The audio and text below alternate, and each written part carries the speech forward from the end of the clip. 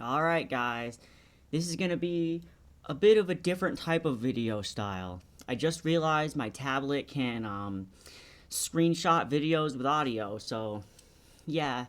Alright, so I'm segueing off of after reading this. This is obviously sort of a speculation of where I think things have rotted into today. So, alright. As it suggests, I think a good checkpoint of speculation to start is the Reagan and Nixon era. The census, the demographics, and educational model became stirred up by student activists on college campuses in the madness of the Vietnam War after the information was leaked. Leading to more than just the middle class to curiosity of the country's foreign affairs. This severely challenged the war hawk America, specifically Ronald Reagan and the administration of the time. Though they didn't outright say no, that would be obvious. So, the university sort of opened its arms eventually. The cultural shift from straight white middle class college goers to white women going to college and other minorities from the 1960s and 1970s put strain on the hierarchy's initial financial plan in the economy. Ronald Reagan advisor Roger Freeman saying, "We have to be selective on who we allow to go through higher education." Although who as demographics is different from how much it is to afford IMO. This isn't class reductionist, though. Reagan eventually admitted price was meaningless. At least that's how I interpret when he says this.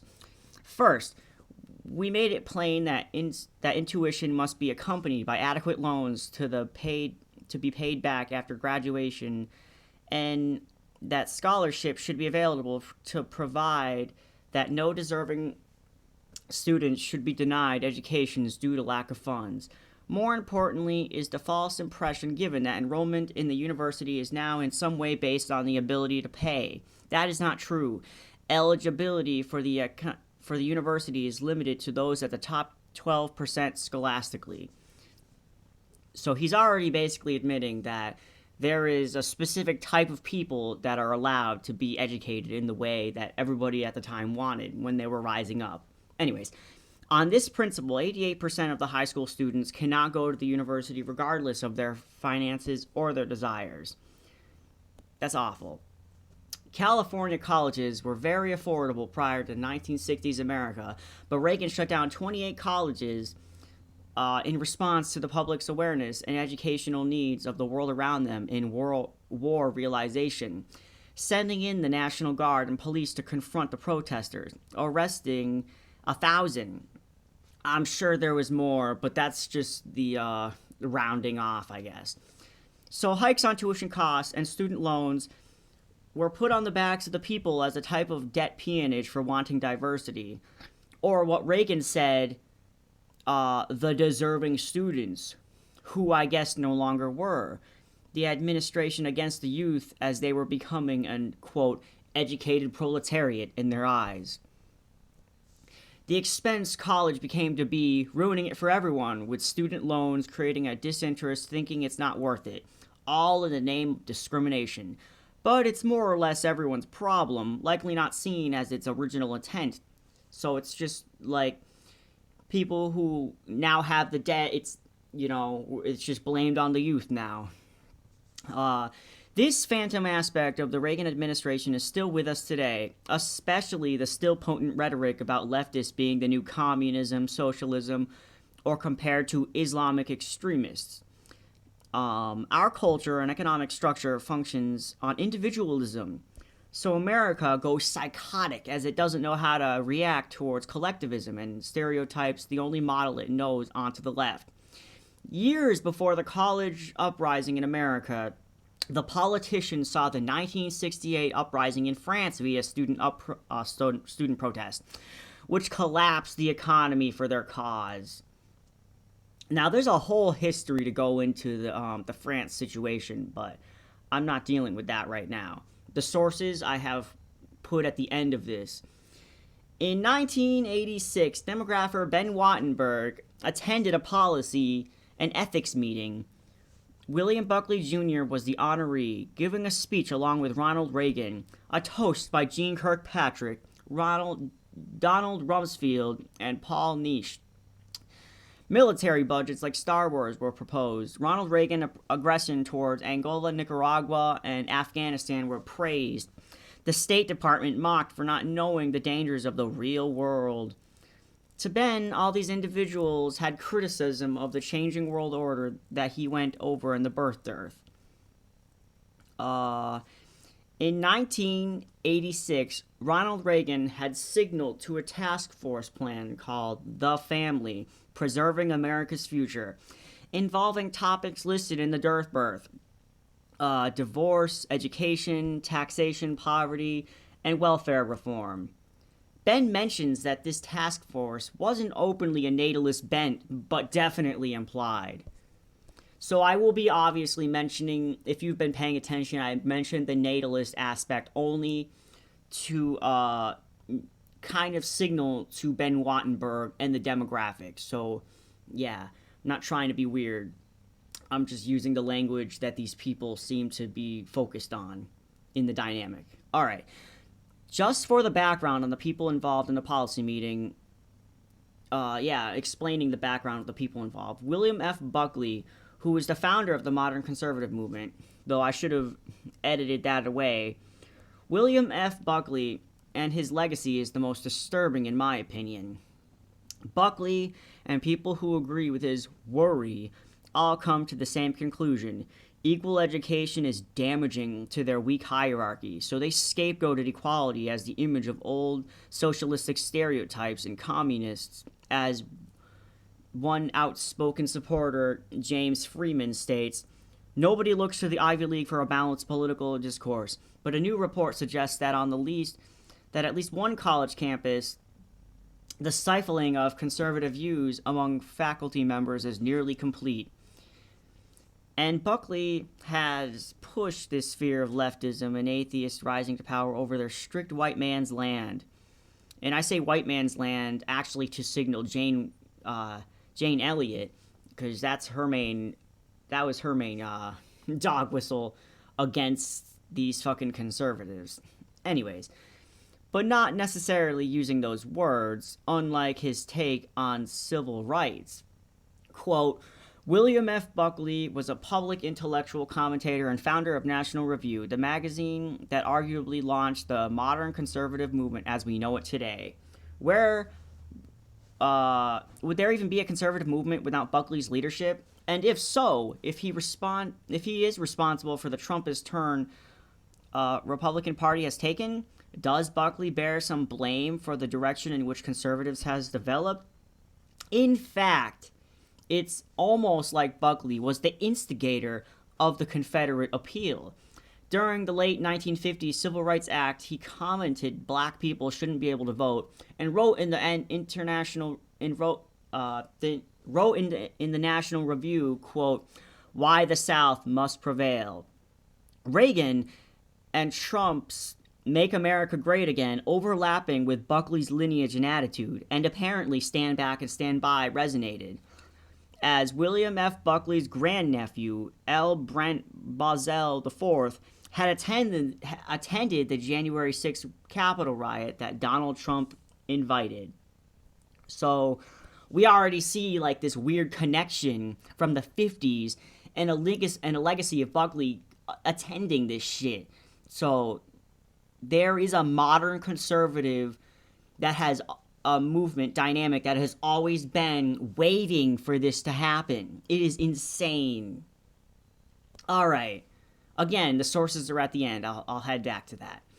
All right. 2, at the policy meeting, Gene Kirkpatrick doesn't seem as diabolical, but at the time, there was a foreign policy called Dedente, which implied having relaxed relationships with other countries, sharing our values, hoping they would become peaceful in the global landscape of nations. But of course, it's silly to assume conflict would just stop. That's my opinion, I mean, obviously, since we have to deal with NATO. So unfortunately, for better or worse, she wanted and seemingly did do away with the Dedente, especially in the face of Soviet expansion. Today, the Soviet sphere the Soviet sphere is trying to be held back by NATO ever since 1949. Today, with Russia versus Ukraine. Now, I should say, Russian citizens and Ukraine citizens against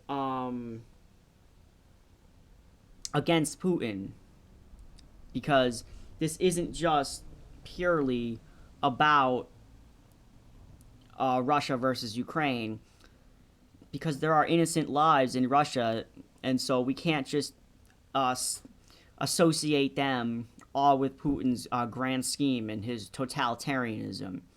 All right. She had rhetoric to this day in the name of keeping peace through war, and believed globalist economy wasn't working.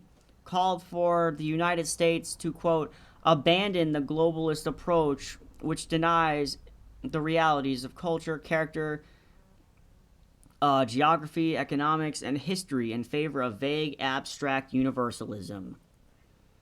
And if you have been paying attention to my cast essay and birth dearth readings, Ben's white natalist struggle against the third world shows up in Jeane Kirkpatrick's competitive words against not encouraging the third world, saying what's best for America is what's best for us.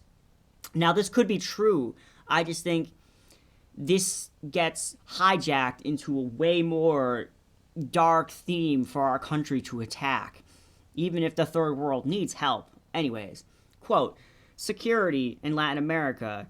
She provided a detailed critique of global approaches ideology. She rested on what she called, quote, a new optimistic theory of historical development, composed of, quote, declining ideological competition, declining nationalism, increased global interdependence, and rising third world expectations.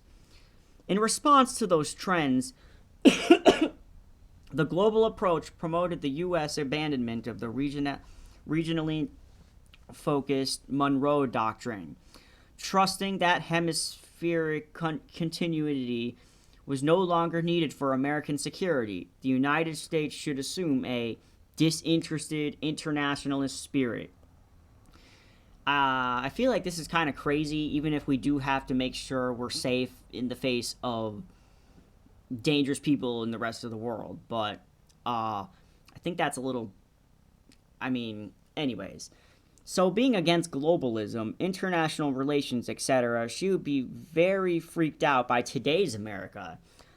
But although her beef wasn't college diversity, it was against global diversity. So her worry about global relationships could overlap a lot with diversity in America, being the communist starting point. And I believe she was worried about this kind of taking place in her war that she died and spoke of before she died. Anyways, 3 on the Policy Meeting Association. Donald Rumsfeld.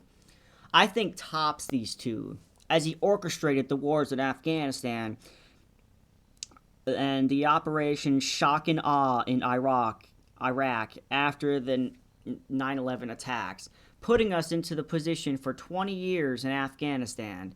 He served as Secretary of Defense in 1975 to 1977, and again from 2001 to 2006.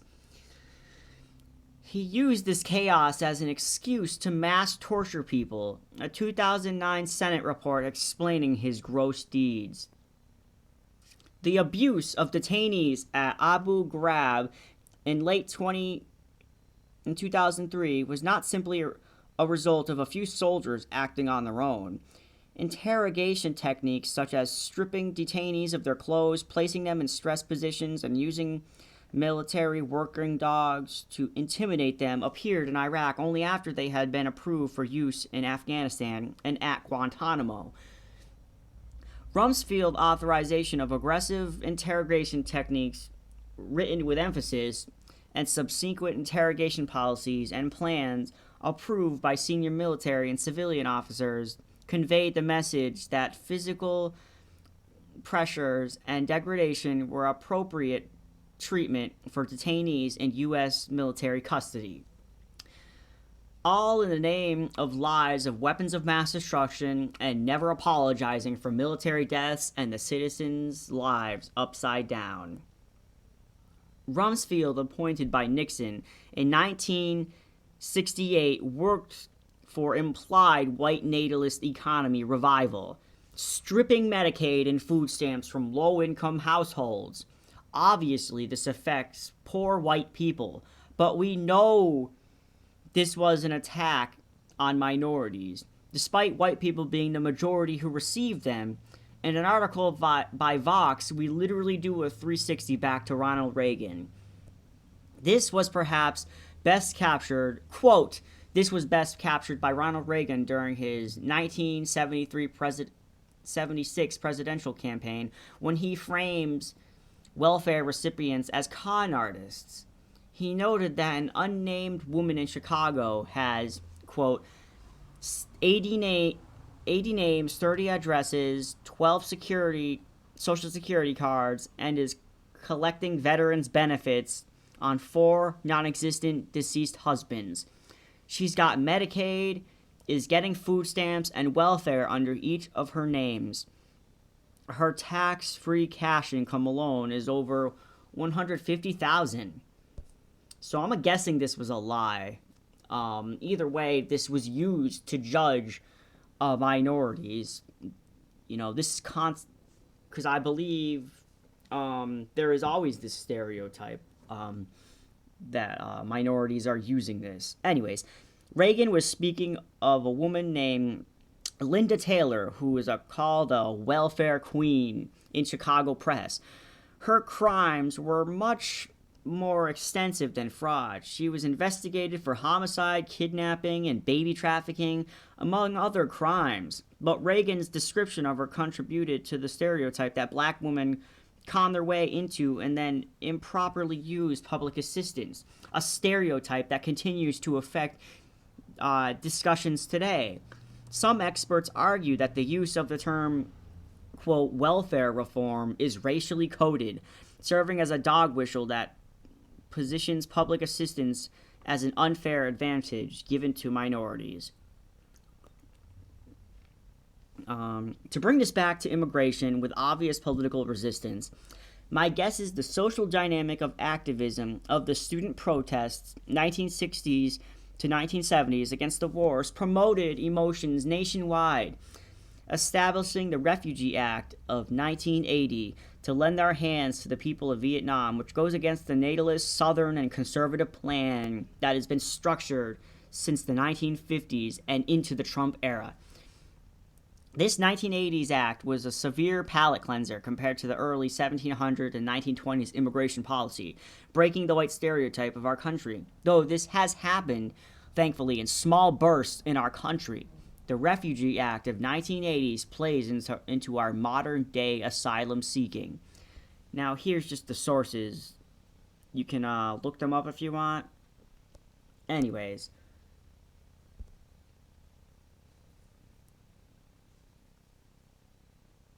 Sorry about that. Just taking a bit to load.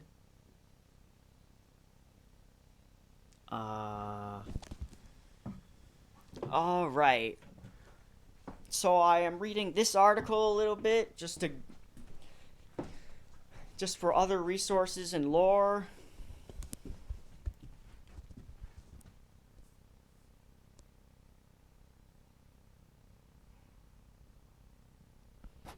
Okay. Alright, the student movement and the anti-war movement. Overview. The student movement arose in demand for free speech on college campuses, but as the U.S. involvement in the Vietnam War expanded, the war became the main target of student-led protest. News coverage of the war, visual testimonies of the deaths and destruction of the Vietnam people turned U.S. public opinion increasingly against the war. The student movement arose at the University of California at Berkeley in 1964. Yes, I remember. Ronald Reagan had shut down specifically California colleges, I believe. And some of these student groups became a major part of the New Left, a broad-based political movement that challenged existing forms of authority, while others embraced a embraced a broad political movement that challenged existing forms while embraced a counterculture that promoted sexual liberation and unabashed drug use. So that might not be a good look. And that's how Ronald Reagan was able to use the CIA to slip drugs into impoverished neighborhoods. I imagine this was a plan to make it so that it was harder for minorities, specifically black people, to get into college. Like, we see the connection a little bit. Like, they didn't want any of this. Alright.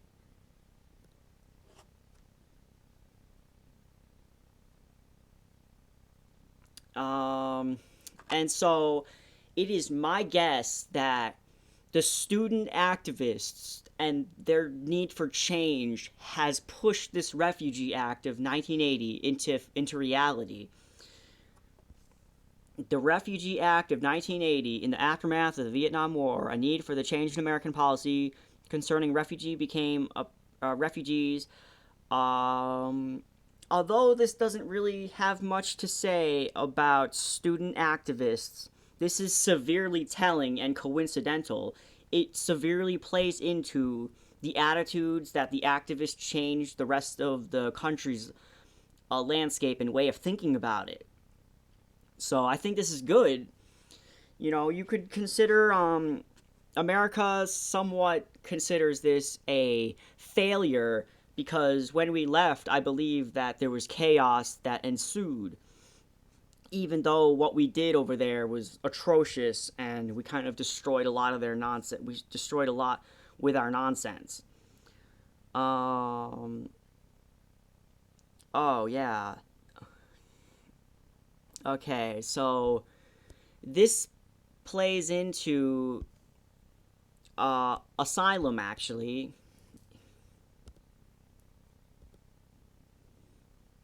You know, our concept of asylum. All right. Is it legal to cross the US border? Okay, so I bring this up because as we were trying to make a decent uh we are trying to come off decent with our migration policies. And I guess we sort of slipped back into anti-immigration. All right. So there's a lot of confusion lately about how people go about doing this. Um, so basically, you have to go over the border. You have to cross the U.S. border, but people are still attacked for that, and it's called illegal immigration. Even though the southern border is extremely political and heightened with stress, with conservative people judging them.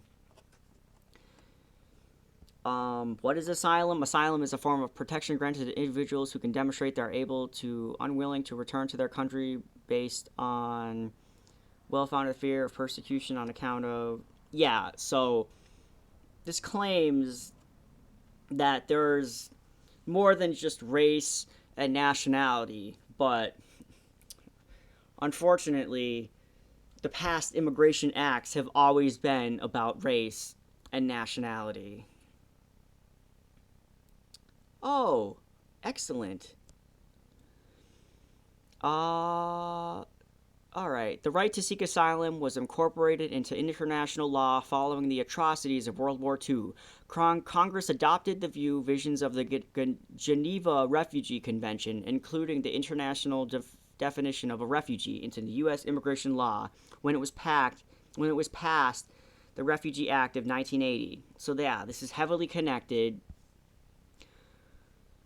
Uh, an asylum seeker is someone who fled their home in search of safety and protection because he or she cannot obtain protection in their home. Uh, yeah. Is seeking asylum illegal? Is it legal? Oh, sorry about that, guys. Yes, seeking asylum is legal, even during a pandemic. Asylum seekers must be in the U.S. or at any point of entry, an airport, or an official land crossing, to request the opportunity for asylum. Quote, there is no way to ask for a visa or any type of authorization in advance for the purpose of seeking asylum, says the IRC Director of Asylum Immigration Service, Olga Bryan. You just have to show up. Exactly. And people think that this is like an illegal takeover, but this is what you have to do. But I believe Title 42 plays into the removal of citizens based on a lot of issues. The IRC is deeply concerned about the ongoing reports that asylum seekers are being transported by the state and local governments from U.S. southern border states to cities around their country, often without informed consent, coordination, or planning. Based on the statement of political leaders, these destinations often appear to have been chosen for maximum media coverage, rather than through prioritizing the needs of people seeking safety in the United States. As a result, asylum seekers often have been lost, confused, and disconnected from humanitarian services in the destinations they have been sent to. Yeah. Alright. So, obviously, it is heavily trampling on what the initial thought was to do for these people. Oh, right, Title 42, sorry. In March 2020, the Trump administration implemented a public health rule to turn away most asylum seekers at the border without giving them a chance to present their case for asylum. The rule is commonly referred to as Title 42 because its legal authority derives from Title 42 of the U.S. Code. After over a year of calls to end Title 42 from health officials and advocates, President Biden finally announced that the policy would be terminated, effective in May of 2022. Unfortunately, a federal judge issued an injunction to prevent the damaging policy from ending. The U.S. From the IRC International Rescue Committee, the U.S. must end Title 42 permanently. Title 42 violates U.S. and international law and has no public health relations for denying people their right to claim asylum.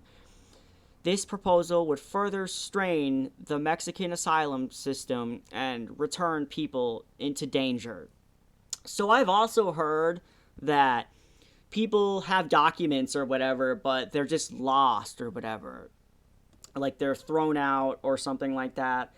But considering that what I just read, you literally have to cross the border and just kind of wander in the direction of where the U.S. is. It's sort of sad that all this is taking place. So I guess it might go against the papers being lost if they have to get the papers once they cross. All right, so we know that the student activists fought for asylum, basically, even though they didn't use the term back then, to my knowledge.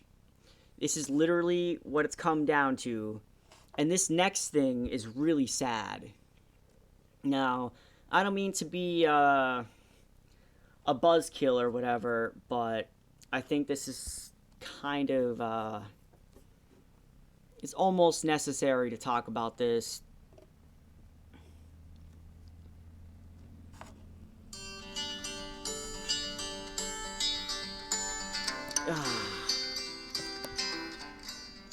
Sorry, ad.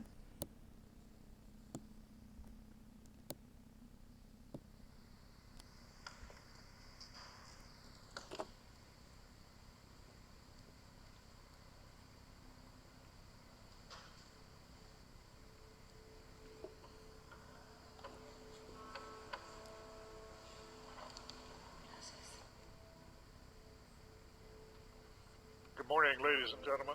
I am Immigration Judge William Salfer, sitting in the Immigration Court in...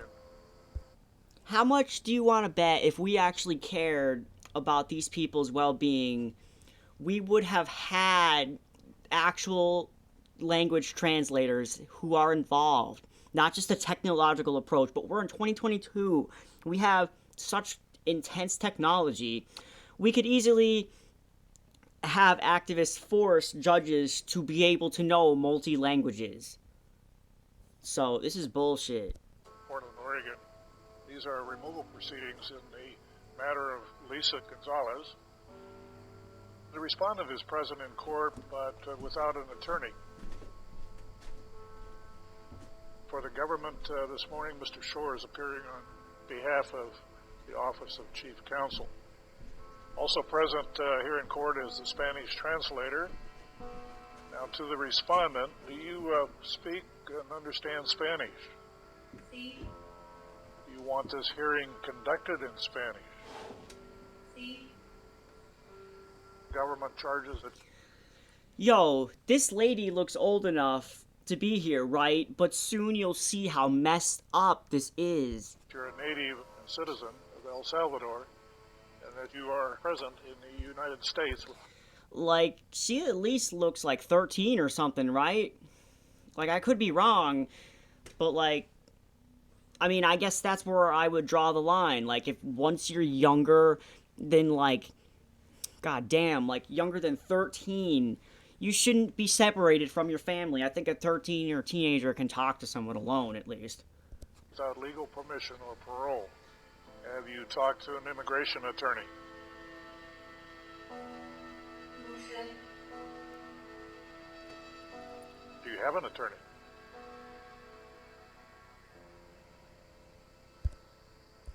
Obviously, this is dramatized, but yeah. Hold on. Children arrested by the U.S. government have no right to court-appointed representation in immigration proceedings. But there's this obsession about them having a lawyer at the end of the people they speak to. Yup, here it goes.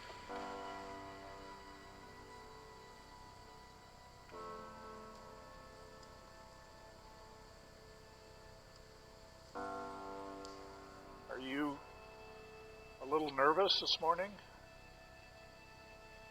See? Do you understand? Oh my god. Did he just say C, like, trying to speak their language? Isn't that... You might as well just fucking know the language instead of sounding weird saying C. Like, that is the meme of America when we're speaking to, like, Venezuelans, Latin American people, Mexican, whatever. Like, that's just the only thing white people seem to know is C. Like, am I just imagining that he said that to try and speak their language? Understand what these proceedings here in court are all about? You know what a lawyer is? No? Do you have a lawyer? I would like to guess that this judge has no other option but to do this. You know?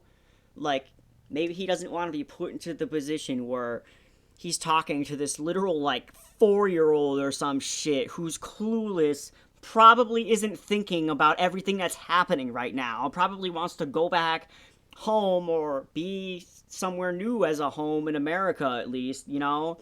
The obvious home people want to be at is usually America, but, you know, whatever. No?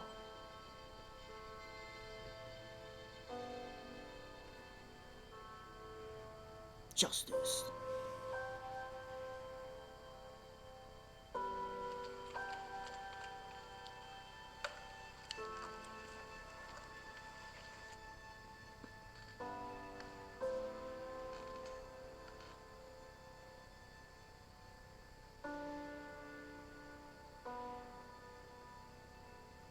Sophia, good morning. Are you a little nervous this morning? See? You know what a lawyer is? So obviously, we give them translators because we're the ones who are always going to be speaking English despite our multicultural America. We don't care to learn other languages, but we should, especially judges who are literally talking to people who just came here. You know? Seriously. This is like really sad. Like, okay. No? You have a lawyer?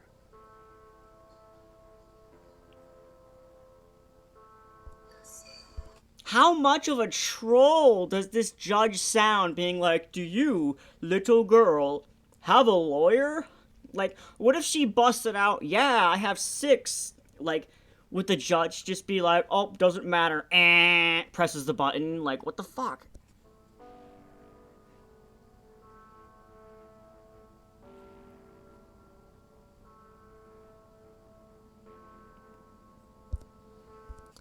When children appear in immigration court alone, 9 out of 10 are ordered. Whoa! Jeez. 9 out of 10 are ordered deported.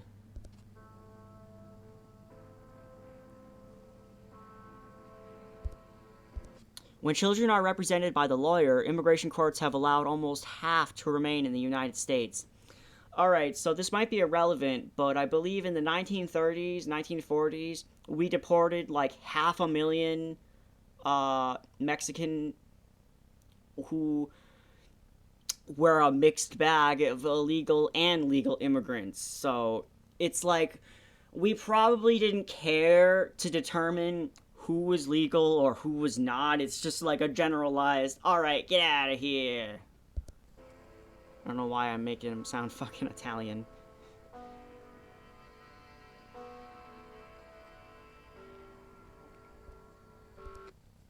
The Department of Justice prohibits the use of cameras and recorded devices in the immigration courtrooms and other spaces for Executive Office for Immigration Review.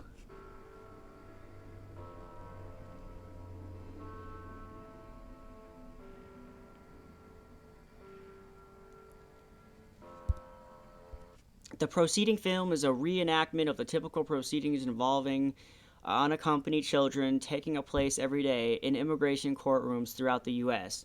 So yeah, this is why this is dramatized and whatnot, because they're not even allowed to record this. As obvious as it is what the text is saying.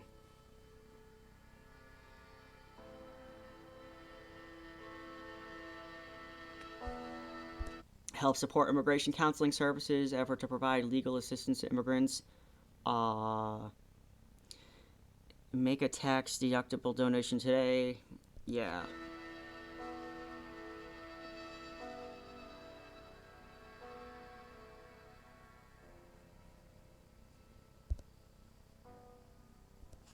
That's lovely, right? Alright.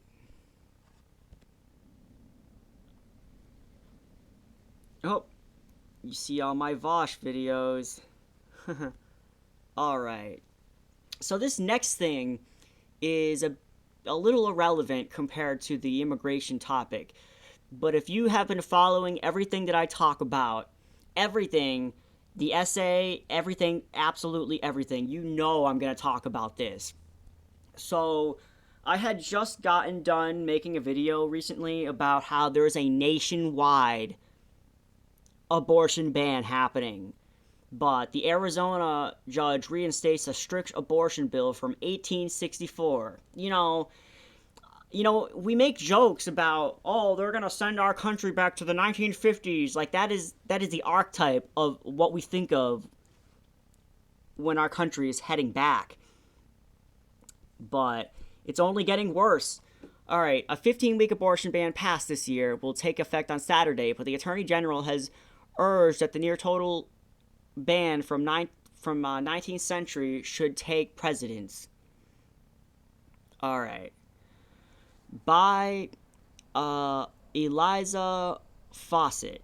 A judge on Friday ruled that the near total abortion ban written before Arizona became a state must be enforced, throwing abortion access into question one day before the start of the 15-week ban that passed the legislature this year.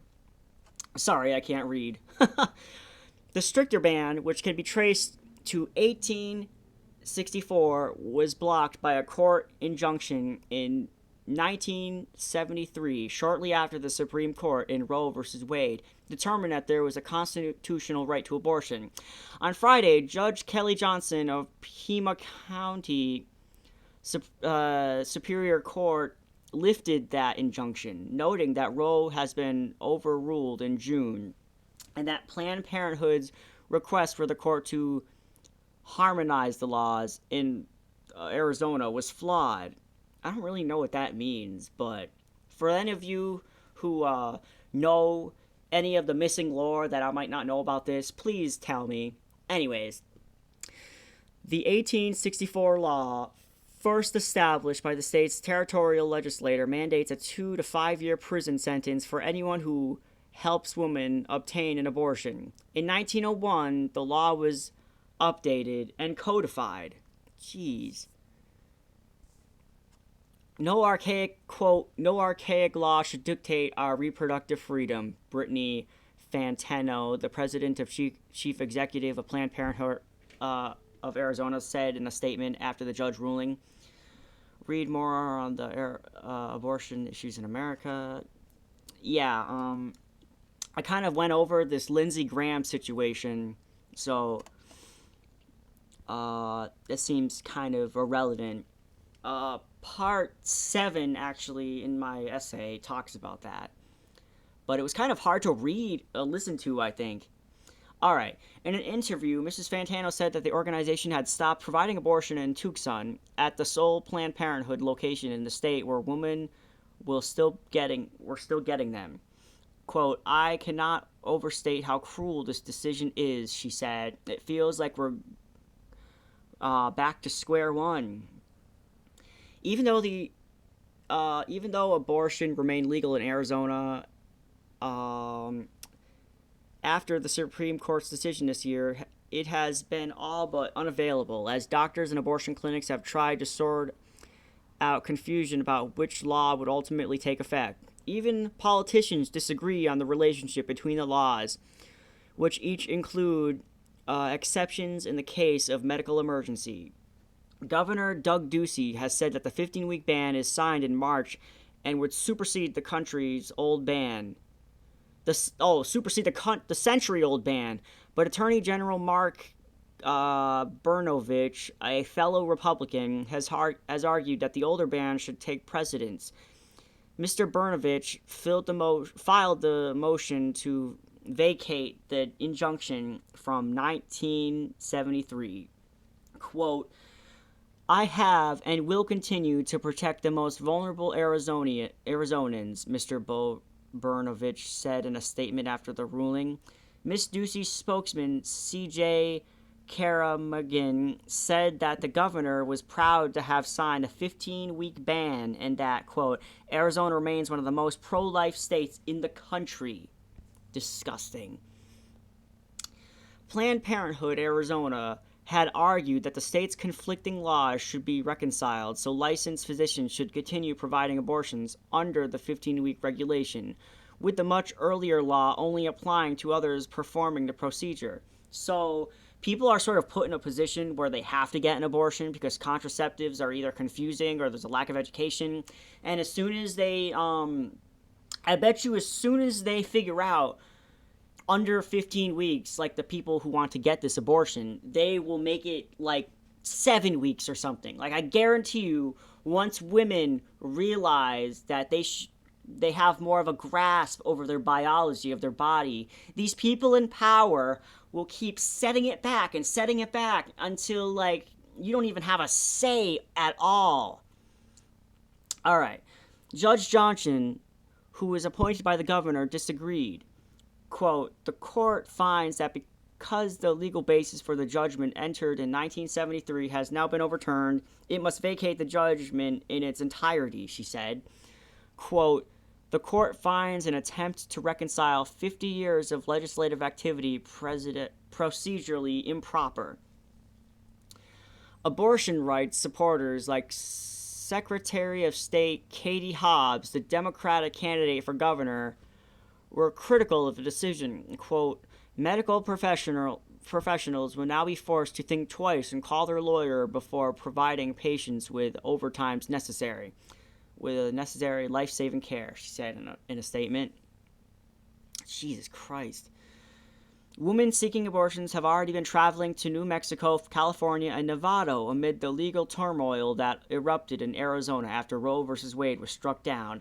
And providers said they anticipated those waves would now swell. Dr. Gabrielle Goodrick, the medical director of the Camelback Family Planning and Abortion Clinic in Phoenix, said the clinic saw its last patients who were more than 50 weeks pregnant on Friday, in anticipation of the legislators' recent ban taking effect. Quote, "I don't know what we'll do on Monday," she said, and continues, we'll help get people to another state, help them with transportation and work releases for time off."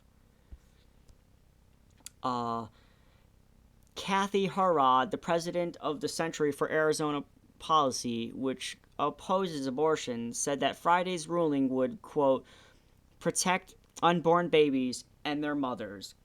And, quote, "Abortion ends one life and puts the woman at risk of physical and emotional harm," she said. Arizona's abortion law effectively affirms that life is a human right and should not be sacrificed unless the mother's life is at risk. And I guess that's the end of that article. So, guys, this is only gonna literally get worse. Like, we're literally heading into 1863, right? That's what that said? Yeah, 1864. How much you want to bet we're going to just keep going back until, like, if you've read the shit I've read, like, anti-abortionists are heavily overlapping with eugenicists. And the reason abortion was banned is they only care about their demographic growing. And so I know I sound weird when I talk about the, how African Americans are the ones who are expected to get the abortion as opposed to the white demographic. I know this is used for dog whistles on the right just to be anti-abortion at all.